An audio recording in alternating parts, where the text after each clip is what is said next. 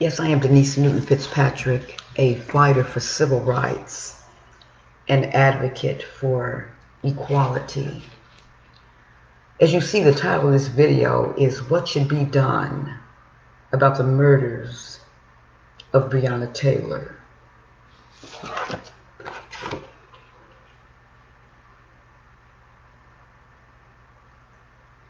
Many are saying that the officers should be arrested if they have not been yet.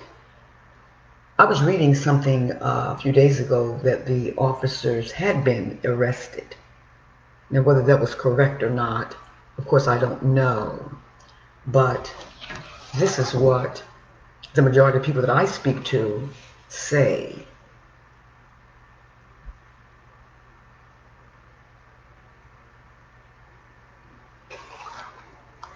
We do know that the police brutality, if you don't know, police brutality is a civil rights violation.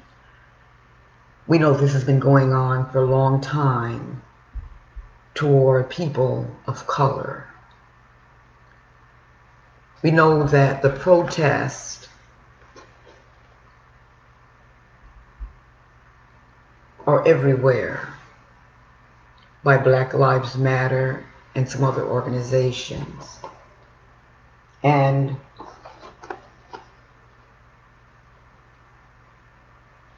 the cry for police to be defunded has been a cry. The killings of George Floyd, Arbery, and again Breonna Taylor, just to name a few,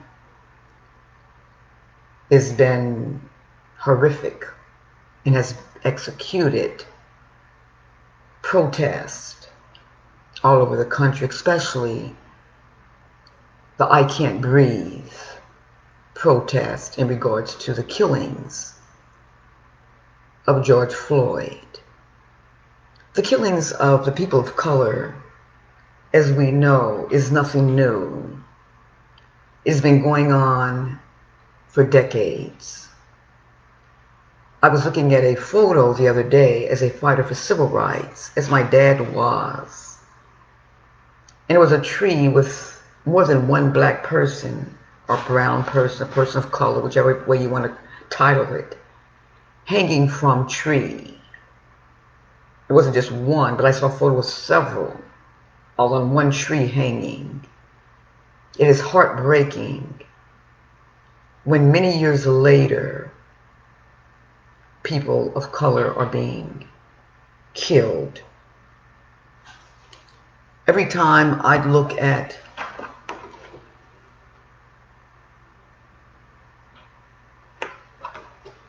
I think about how people have gotten so tired of it that the ones that Patrice Cullors and others that I believe are the founders of Black Lives Matter have decided to put this organization together.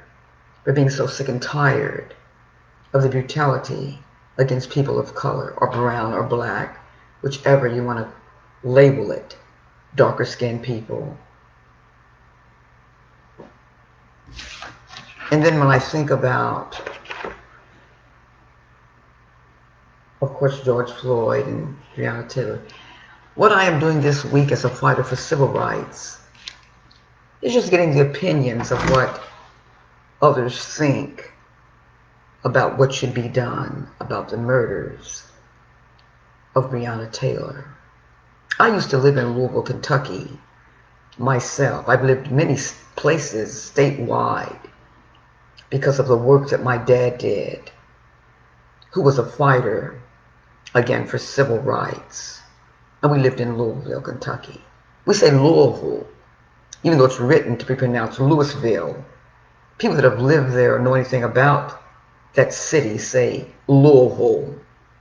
And my son, of course, was born when I lived in Louisville. And he has family members that live still and are from Louisville that I'm sure are very heartbroken about, they may have known Breonna Taylor. They may know her. And I think about how sad it is. Seems like it was a nice woman, emergency room technician, killed. And the latest that I read, which is posted in the description here, was that there were no drugs. Well, this part's not posted in this description here, but in one that I read recently, it says that there were no drugs found in the home. And it says she wasn't sleeping in the bed, but watching a movie with a boyfriend, and that she died in the hallway. I don't know if that's true. That's something that I read recently. It's just so sad and heartbreaking about these situations. So again, this week I am doing an article, and I am also speaking with others and gaining information for the article just on how you feel. Or what do you, I don't know if you might feel bad if you have a heart at all. But what do you think should be done? This video, of course, is a video to be on Facebook, and the same video will also be on YouTube. Soon, all of my videos will be on YouTube, my YouTube channel. They won't be on Facebook. For that reason, I would ask that you would subscribe to my YouTube channel. It's a new channel, and I'm learning as I go along on how to promote it and so forth. There's some videos there now. Most videos are about injustice towards others. It talks about the injustices toward me and my son. We're also victims of civil rights violations, although in another form, because civil rights is broad. We're victims of illegal housing discrimination, as proven in a court of law. But if you would subscribe to my YouTube channel, it comes with many benefits. The main benefits are helping others. It will lead to that. There's going to be loads of videos, different types of issues of civil rights violations and other types of videos.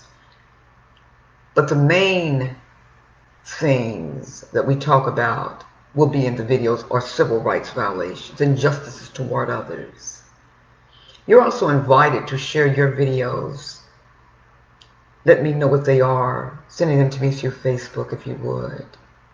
And I'd be glad to post them on my YouTube channel about civil rights violations. You can ask questions. You can receive more knowledge if you don't have it on civil rights violations. Anyway, if you subscribe, of course, you will get the opportunity of knowing ahead of time when these videos are coming or posted. And you can share in as we stand up, speak out, specifically on the rights of the lowly and the poor. And as we stand up and speak out, searching for people that will collaborate with us, as we are dedicated in going the extra mile as advocates to stand up for others and ourselves, as voices for the homeless who also face many violations of civil rights on a daily basis. We fight while we act in harmony with our prayers to stand up, speak out for others' rights. We want to be known as people who stand up for others. That's what we are. That's what we do. So please subscribe to my YouTube channel under the name Denise Newton Fitzpatrick. And watch a video if you would. And at the bottom right-hand corner, there'll be a little box that says Families Belong Together. It's the picture that is on our Facebook page. Me and my son. That's a watermark. If you click onto that,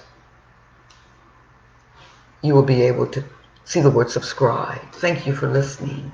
Have a good day.